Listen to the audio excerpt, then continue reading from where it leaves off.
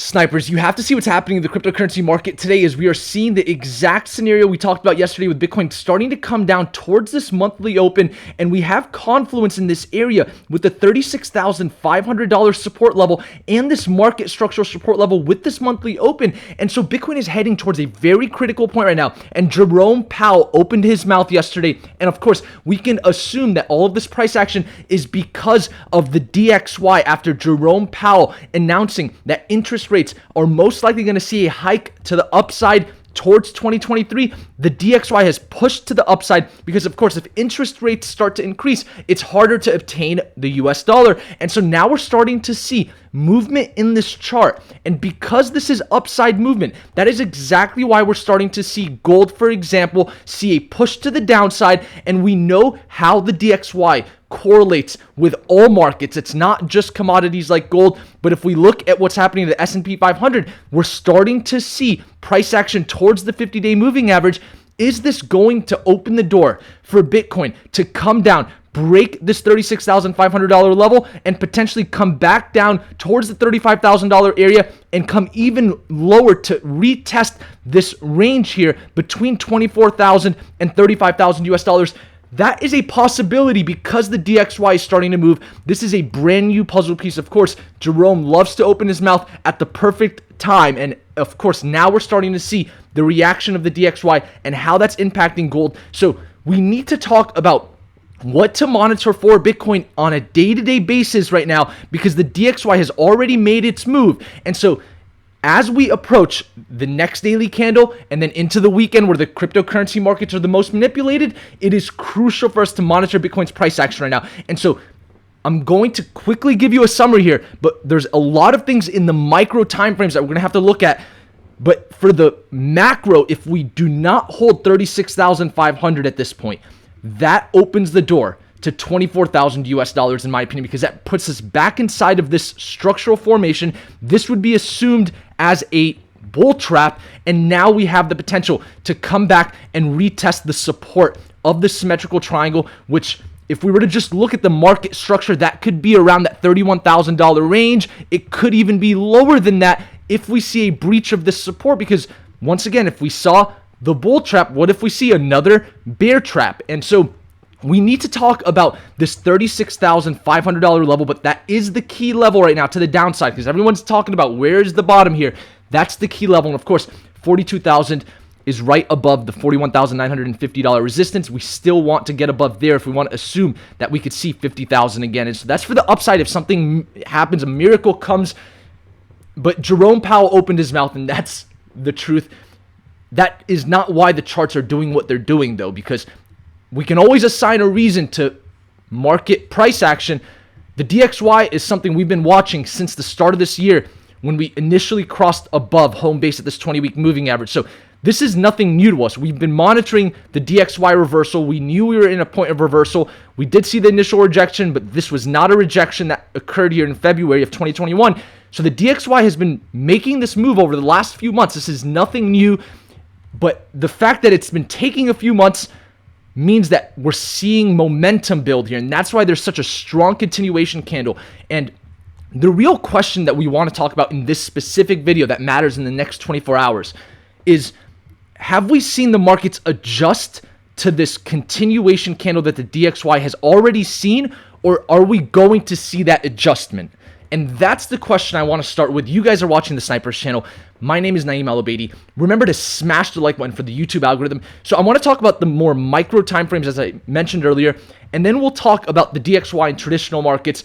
But right now we have to realize that $36,500 level is key because there's 3 points of confluence: the monthly open, the structural support, as well as the major support of 36,500. And so now that we're coming towards this range, it looks like that's where we're going to want to come and test the previous breakout range.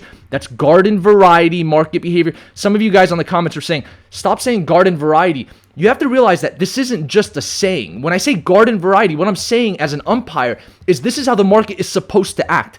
This is why the market has opportunity for traders and investors. It's because it's supposed to act a certain way based on, Fibonacci, mathematics. We can go on and on. But the point is, when it's garden variety, that means it's good. It's what's supposed to happen If it's not garden variety, it's not what's supposed to happen. That's when you have to start looking at other puzzle pieces. So it's important when I say garden variety because there's meaning to that. And so a retest of this support level would be garden variety market behavior. And so we have 5 points of resistance that we've already seen at this level. It needs to act as support for the first retest. And so this could be the opportunity to long. I'm sure there'll be some sort of a bounce, but maybe we come up to the month or the weekly open and then we come and retest it to the downside if that's going to start to assume we're going to see a break to the downside. And this is why the weekend is going to matter for those that are subscribed to the channel. I'll update you on the weekend, of course. But right now, the $36,500 level is key. And so if we see a retest of that, we really need to monitor Bitcoin's price action. If we start to see hourly and 4-hour candles come below 36,500, we're really starting to play a dangerous game coming towards this $31,000 level. And that door opens up this range to 24,000. So coming into the weekend, I wouldn't want to say it would be the best idea to start looking at long positions if we're below 36,500 heading into the most manipulated time in the market. I would say maybe waiting it out and seeing if we can get some nice wicks down, and those would be the entries there. It's going to be a very dangerous game. We have to really think about, has the market adjusted to the DXY's move yesterday after Jerome Powell's announcement, right? That is all going to be determined on whether or not 36,500 holds. If it doesn't, that to me is saying that the market hasn't adjusted yet and there could be a further adjustment, right? So we want to monitor that. And then 42,000, of course, is the upside scenario for Bitcoin. I'm going to quickly graze over altcoins because we know Bitcoin is the main mover in the market. It influences every other coin. But Ethereum is showing weakness as we've expected. The Ethereum to Bitcoin chart is really what matters. At this point, we're forming new lows here. So I'm expecting a retest of this support. I'm going to wait for this area because that could be a potential bullish flag here, a good entry here. So it looks like if that happens, Ethereum could come down to the 1760 range when it comes to the US dollar price. But of course, the Bitcoin chart is really what matters here. And then when we look at what's happening to the total cryptocurrency market cap chart, notice how we are still fighting at this 200-day moving average. We've knocked on this door quite a few times, but on the weekly chart, you can see we are just at this 20-week moving average, still holding on to it.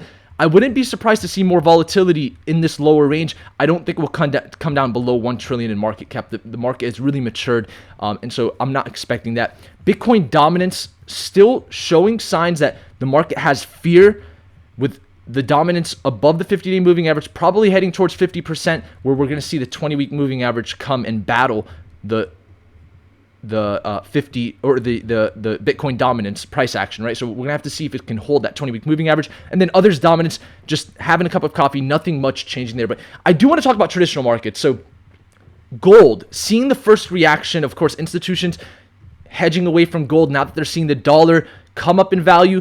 We need to monitor whether or not the market has adjusted to this. We're gonna come into a weekend, and the way Bitcoin comes into the weekend is how I'm going to play the weekend, in my opinion. So the S&P 500 looks like it's going to be showing at least some weakness for the next few days. Let's continue to monitor this. The S&P 500 may not have adjusted to the DXY as well yet, so keep that in mind. Food for thought. International markets seem to also have been reacting to this. You can see Euro 100 taking a pause. We look at the Shanghai coming down here. China heavily reliant on the U.S. economy coming down here. So we need to start really thinking about the question whether or not the market, and this is the puzzle piece I want to leave you home with, has the market adjusted to the DXY's continuation yet?